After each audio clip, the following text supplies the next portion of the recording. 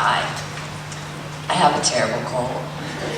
I'm very glad that we got the mic fixed because I wasn't about to yell. I want to start off with a poem by Ginsberg. It's called A Strange New Cottage in Berkeley. I feel like I'm Phoebe on Friends when she got like the sexy voice and everyone was interested. A strange new cottage in Berkeley. All afternoon, cutting bramble blackberries off a tottering brown fence. Under a low branch with its rotten old apricots, miscellaneous under the leaves. Fixing the drip in the intricate gut machinery of a new toilet. Found a good coffee pot in the vines by the porch. Rolled a big tire out of the scarlet bushes. Hid my marijuana.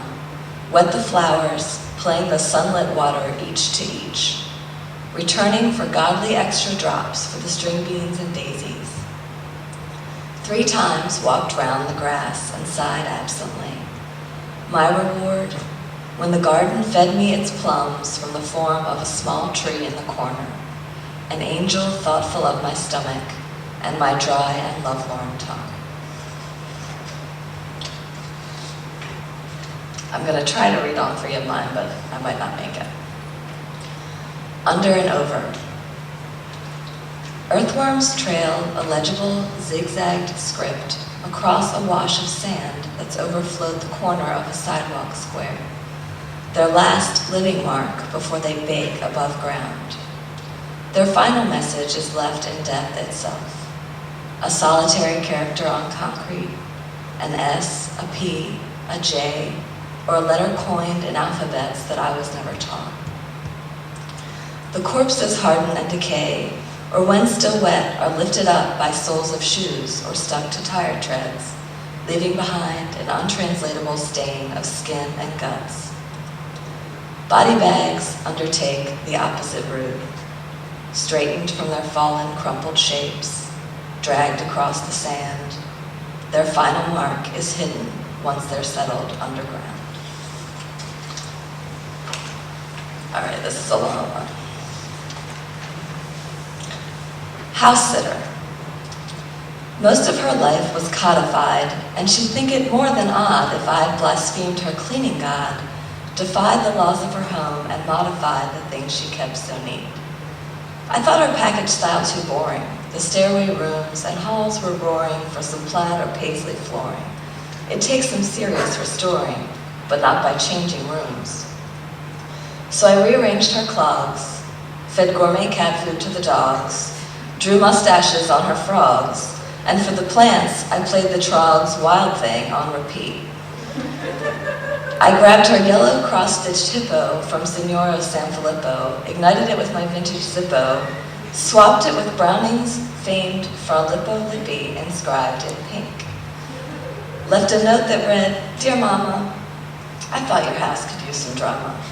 So I exchanged the cats for a llama, made it worthy of De Palma, a grand house-sitting retreat. She wasn't pleased when she came home from her mini break in Rome to find a life-size cross-dressed gnome buckled in her 1960 Rome wearing her favorite scarf. When mad, she yells at me in Yiddish. Not intimidated or skittish, my mouth full of some Thai squid dish, I said I found her style too bloody British for one who's not an elite. She hung up. I finished the last morsel, called her back. "I'll fix it. Of course you'll need to give me some time. The horse will take some coaxing, and the dorsal fin soldered to the roof. The fin I like, so it can stay. So can the poster of Tammy Faye.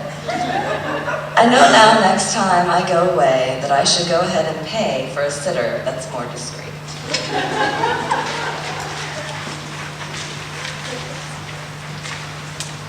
And as you can tell from the first poem I read about the plums, and then this one, I'm a sucker for a poem with plums in it, so if anyone has a poem about plums, send it to me. You have an instant audience. The straw. Forgive me, they were delicious, so sweet and so cold. William Carlos Williams. He drank and cheated and was gone for hours, sometimes days without a word. He lied and crimed and bruised and told me to leave if I didn't like it. Then the bastard ate the plums and left his charming little note, giving me the written proof I needed all along.